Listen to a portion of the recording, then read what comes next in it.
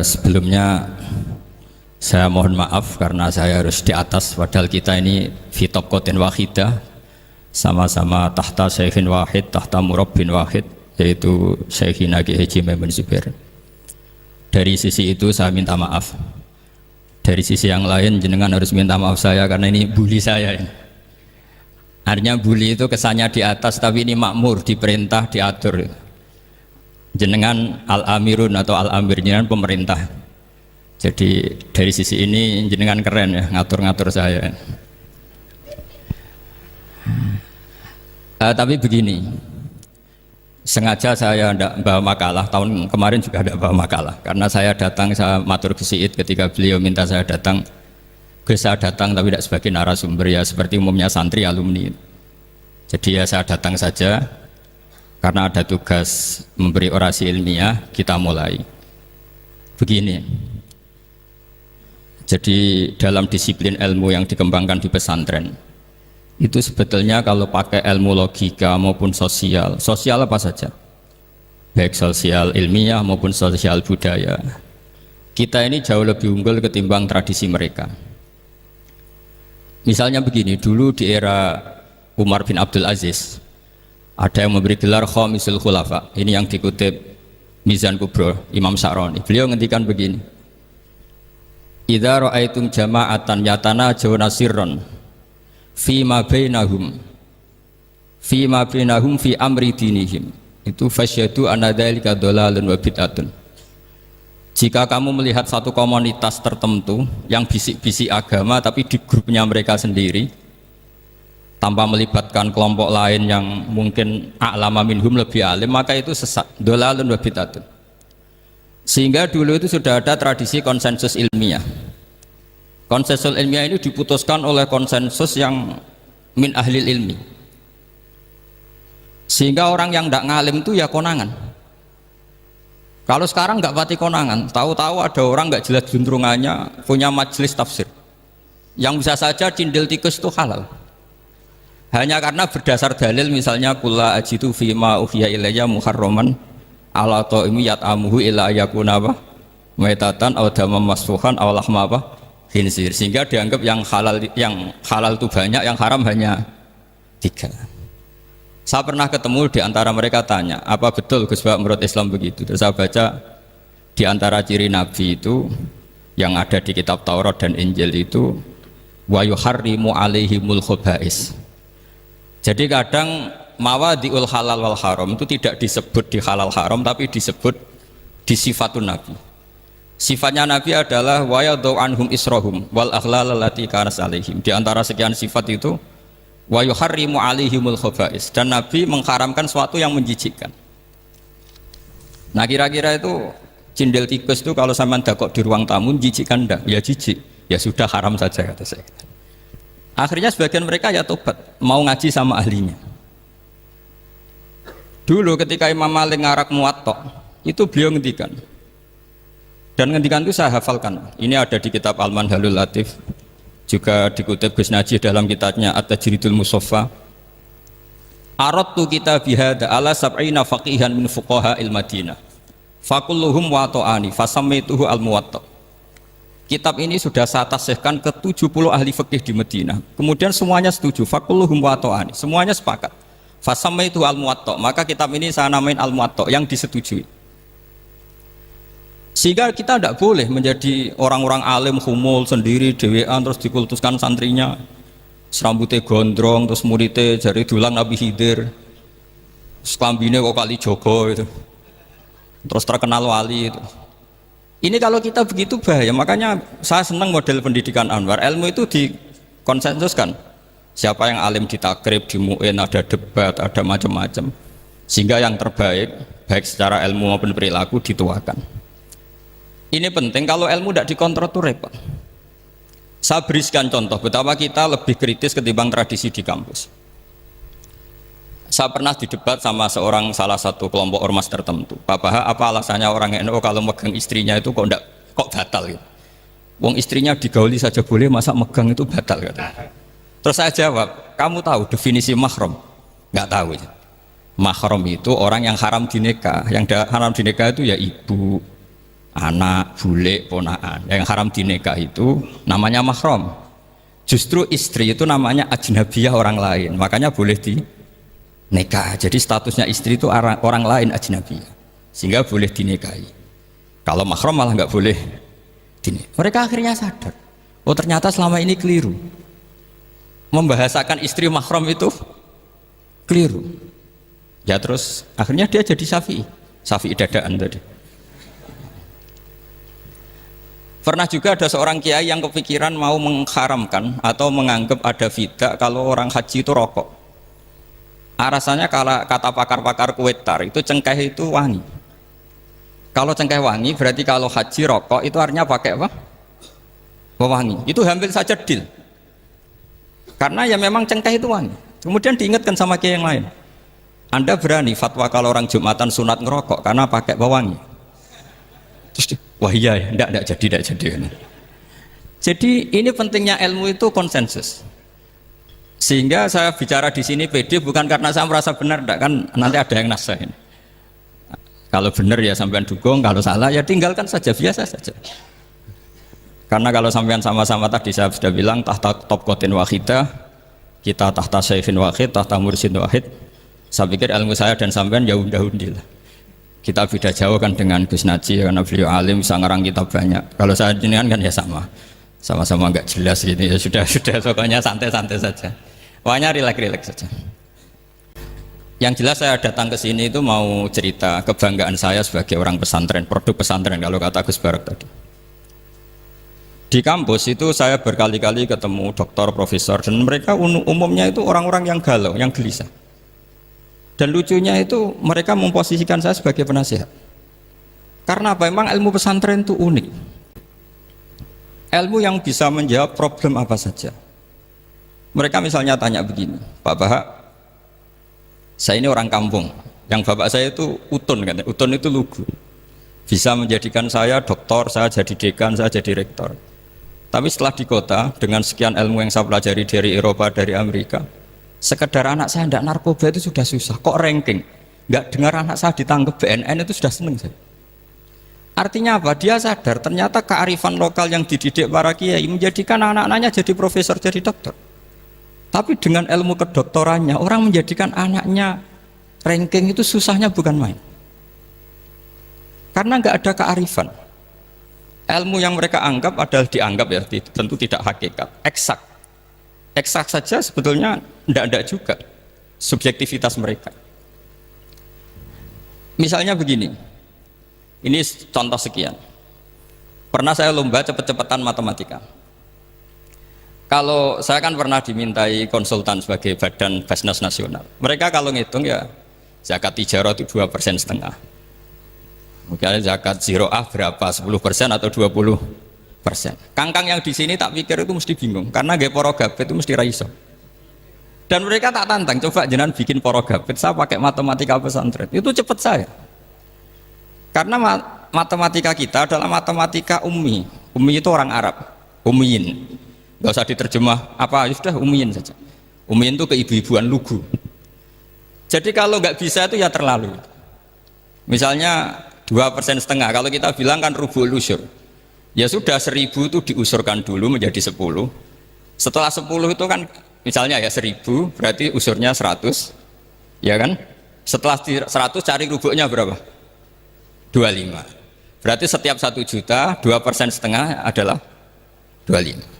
Mereka masih garap porogabit, saya sudah cepat 1.000 usurnya 100, rubuknya 25. Namanya rubu'ul usyur. Begitu juga misalnya kita punya aset 100, nisful usurnya 10, nisfunya berarti 5. Itu rasa porogabit cepat ketimbang sampean porogabit 2,5% kan suwi.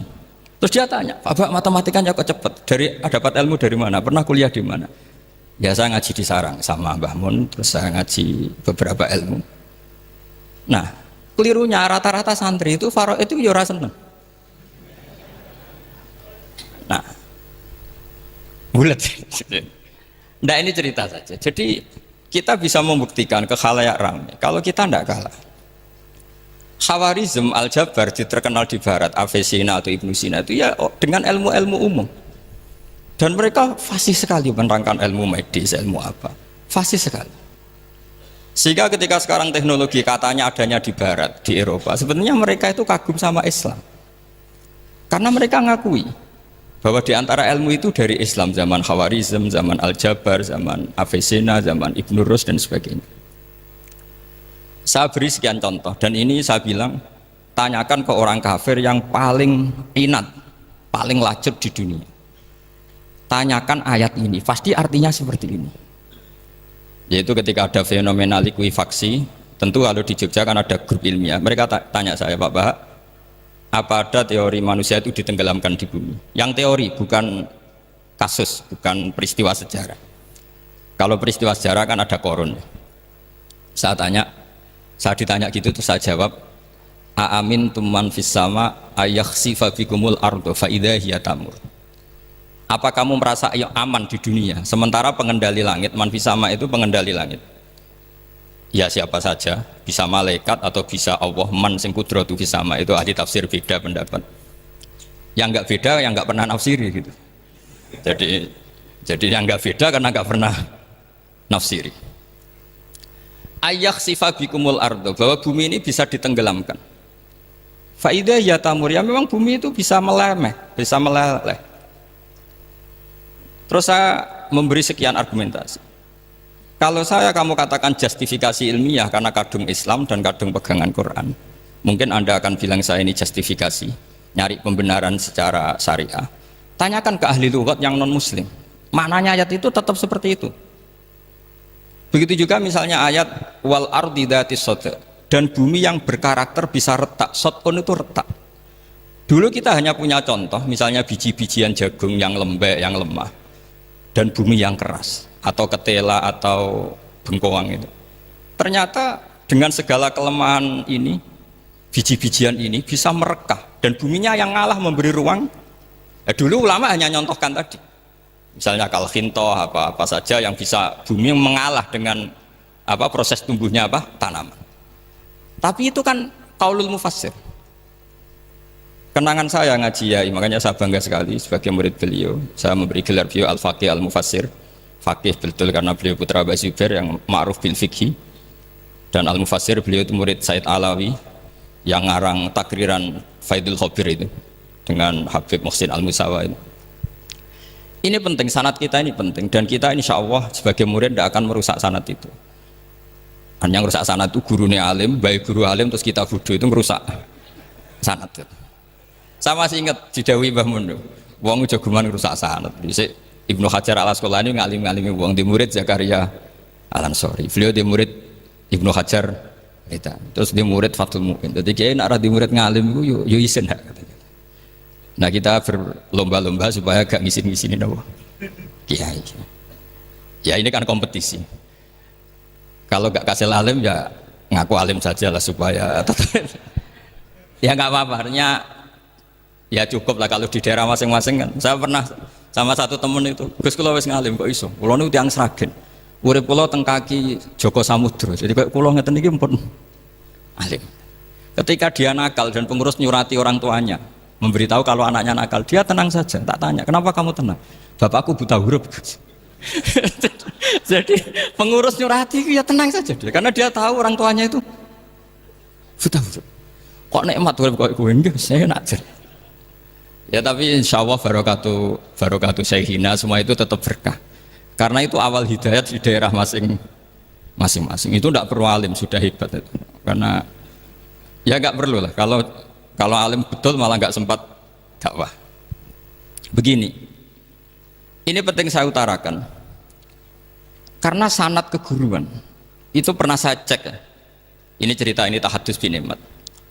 Guyonannya ulama meskipun guyonan itu ternyata musalsal. Dulu ya itu mungkin semuanya dengar sering cerita ada seorang desa gitu yang kambingnya habis mati, kebetulan kambingnya itu jenggotan kata beliau. Itu ada khotib yang jenggotan tuh nangis. Sempat khotibnya itu GR kalau dia itu ya ta'assar bimau idoti.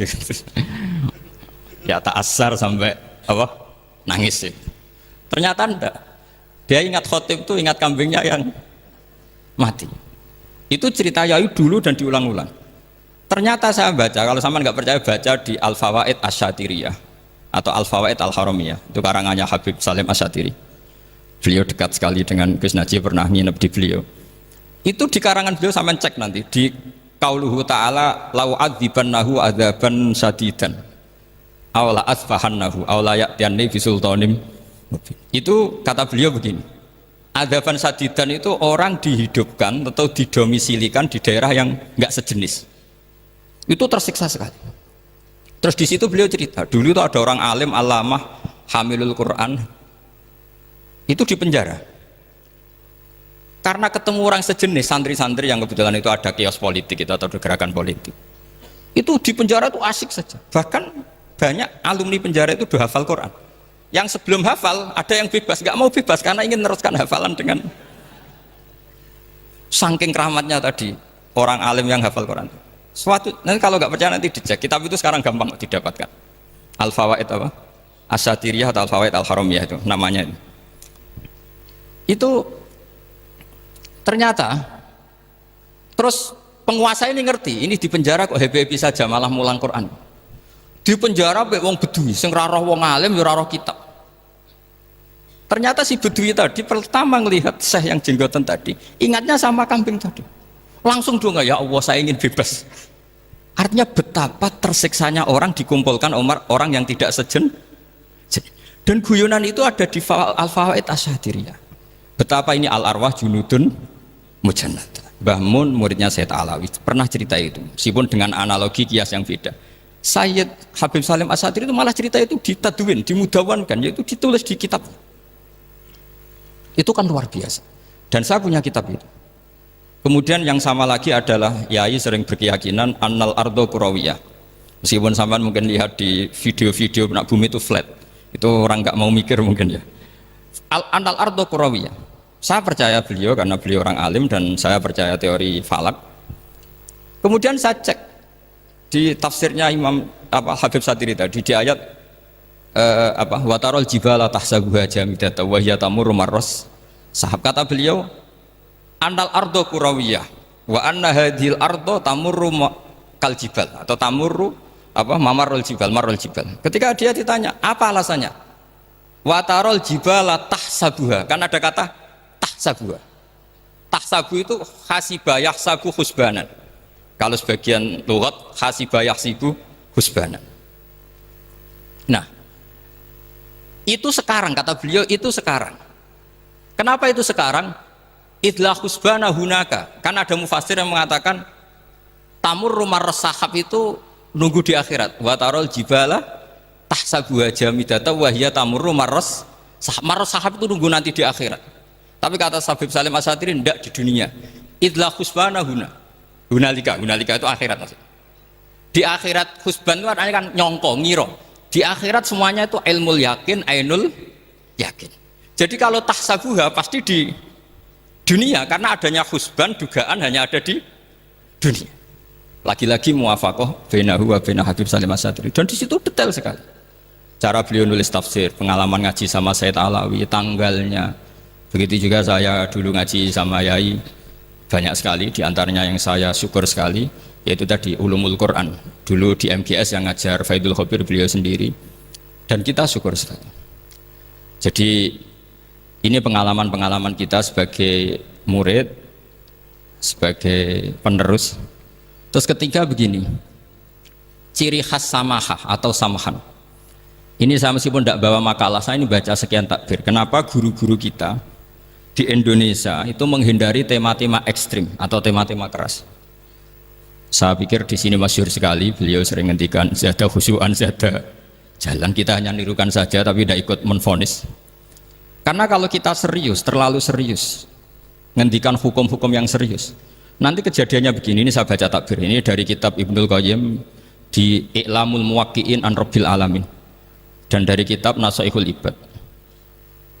Ketika lisan dihisab sama Allah Ta'ala dan mendapatkan azab yang paling tinggi dibanding jawareh yang lain, itu ketika lisan menanyakan sama Allah, kenapa ya Allah saya punya azab yang begitu ekstrim? Jawabannya Allah, kharajat minka kalimatun balagot masyariqal ardi wa magharibaha fasufikat biha damul haram wa ukhidha biha al malul haram wa antuhika biha al farjul haram. Jadi kalau fatwa serius menjadi ekstremis, apalagi fatwa-fatwa tentang chaos, tentang apa itu, nanti resikonya itu ada safkut dima, dan itu hal yang dihindari ulama dulu. Kamu jangan pernah fatwa dengan meluncurkan satu kalimat yang dengan kalimat itu bisa saja sufika biha adamul haram, orang-orang yang nggak perlu mati harus terbunuh, dan sebagainya dan sebagainya. Kalau dalam Nasaihul Ibad redaksinya adalah kharajat minka kalimatun balagot masyariqal ardi wa maghariba. Ini kalau di kitab Ibnul Qayyim redaksinya itu ada seorang ulama yang ngeluh ketika habis ngajar Al-Hudud. Ha anadza, kata beliau, yuta'allamu minni ma tudrabu bihir riqab wa tuta'u bihil furuj wa tu'khadhu bihil huquq. Jadi sehingga dengan tradisi ulama kabiron angkabirin, dulu-dulunya itu memang ulama menghindari tema-tema ekstrim. Bukan karena tidak bisa, karena takut ini kalau salah fatwa nanti safkut dima. Dan itu yang dilakukan Said Hasan bin Ali ketika beliau konflik, ya dengan tanda kutip konflik dengan Muawiyah. Kata beliau, bisa saja ini hak rajulin, ya sudah tak kembalikan ke dia. Bisa saja hak saya tak kasihkan ke dia, haknan lidima'il muslimin. Tapi karena hukum itu adalah hukum yang sifatnya ijtihadiyah, beliau tetap menutup dengan makalah wa in adri la'allahu fitnatul lakum wa mata'un ilahin. Saya tidak tahu ini kayak apa, jangan-jangan ini hanya fitnah. Kenapa beliau tetap menutup hukum wa in adri dan kemudian ditiru terus oleh Imam Malik, setiap ditanya sering bilang la adri, sampai yang tanya pernah mangkel. Ini pernah dikutip Gus Najih dalam kitab At-Tajridul Mustafa, juga ada di Al-Manhalul Latif. Kenapa sa'alim engkau selalu jawab la adri? Kata Imam Malik, jawab, saya ini orang jauh, kalau sampean bilang la adri nanti gimana? Saya laporannya yang disuruh tanya. Kata Imam Malik, happy saja. Fa'abligh man wara'aka anni la adri. Enggak kamu tok yang harus tahu kamu saya la adri. Yo kandhani pisan umat temen aku yo la adri. Jadi ulama dulu saking khosnya sama Allah, khosyah, bilang enggak tahu itu enggak masalah.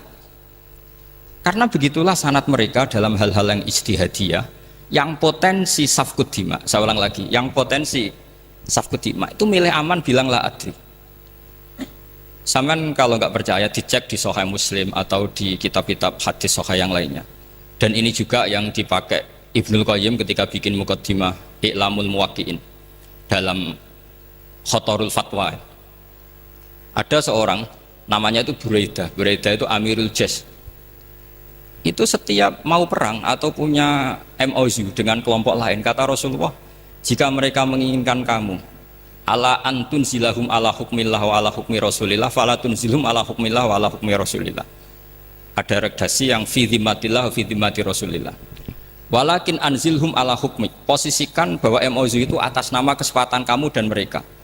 Fa innaka la tadri atusiba hukmallahi amla, karena kamu tidak tahu apa kamu persis sebagaimana hukum Allah apa enggak. Kamu tidak bisa misalnya secara fikih, misalnya ada Zaid ini kafir harbi, terus kamu bilang ini wajib diperangi karena kafir harbi. Oke, itu mungkin. Tapi masalahnya bisa saja khusus Zaid ini ada sunnatullah, ada ilmu Allah yang mau diberi hidayat sehingga ada perlakuan khusus. Sampai lihat dalam Asra Badrin, itu yang ketangkap di Asra Badrin itu kan semuanya kafir harbi. Ini alhamdulillah ini beliau rawuh.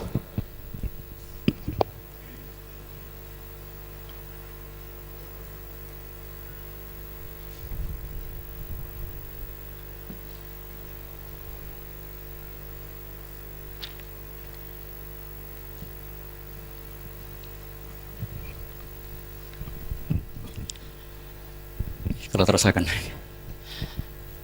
itu di Asra Badrin itu kan semua yang ketangkep itu adalah orang-orang yang dulu kafir harbi, termasuk mimpinihim ada Said Abbas.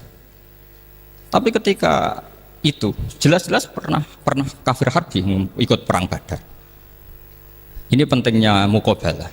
Apa Abu Bakar usul dimaafkan, Umar usul darbur riqab. Apa tanggapan Rasulullah SAW ketika masaluka ya Abu Bakrin masalu Ibrahim? Qala faman tabi'ani fa innahu minni wa man asani fa innaka ghafurur rahim. Wa masaluka ya Umar masalu Nuh. Qala rabbil la tadhar alal ardi minal kafirina napa dayar. Dan apa yang dilakukan Rasulullah? Beliau memilih pendapatnya Abu Bakar. Dan apa yang terjadi? Said Abbas dan beberapa sahabat menjadi Islam. Wa hasuna islamuhum. Artinya gini, jadi betapa dalam menganalisis satu hukum sosial, karena ini manusia, saya ulang lagi, karena ini manusia itu susah sekali. Makanya dalam banyak hal sikap-sikap Rasulullah itu dipandu oleh Allah, tentu ada ayat laisa laka minal amri syai'un aw yatuba alaihim aw yu'adzibahum. Makanya saya mohon sekali ini para santri, khususnya santri alumni Almar, mohon belajar itu tafsir Munir itu detail. Karena di tafsir Munir itu misalnya ada ayat tertentu yang mengkritik orang kafir tertentu, fitil kalwaqiah gitu. Di situ ada kejelasan fa aslamu wa hasuna islamuhum. Misalnya wasfir nafsaka ma'al ladzina tuna rabbahum bil ghadat, terus wala ta'du'anaka anhum turidu zinatal hayatid dunya. Terus beliau menerangkan orang-orang ini yang dulu angkuh enggak mau ta'alum sama Nabi karena enggak mau jejer sama du'afaul muhajirin dan du'afaul ansor, itu akhirnya Islam dan wahasuna Islam. Saya kira demikian, nanti monggo bareng-bareng istifadah dari Syekhina Najih. Dan saya syukur sekali karena mendapatkan naskah At-Tajridul Mushaffa. Saya sinau buhot itu banyak di kitab-kitab fikih, tapi saya mengenang dari yang dikutip beliau tentang Imam Malik, tentang buhot in kharaju ala misli Umar bin Abdul Aziz. Terus ketika siapa itu Ibnu Qasim tanya, fa'ilam yakun mislah, kata Imam Malik, ya dakhum gitu. Dakhum yantaqimu wa min dzalimin bi dzalimin. Summa yantaqimu min kilaihima. Jadi sikap-sikap dari Syekhina, dari para ulama-ulama kita yang sabar ngadepi umarok yang macam-macam, itu adalah sikap dari guru-guru kita, musalsal ila Rasulillah sallallahu alaihi wasallam. Ini penting saya utarakan karena jangan sampai kritis kita sampai menjadikan bangsa ini keos. Kalau keos nanti safkut dima, tentu itu yang enggak diinginkan Sayyid Hasan bin Ali, dan beliau dapat gelar dari Rasulullah, inna ibni hadza la sayyidun wa la Allah yuslihu bi baina fi'atin azimatin. Saya kira demikian dan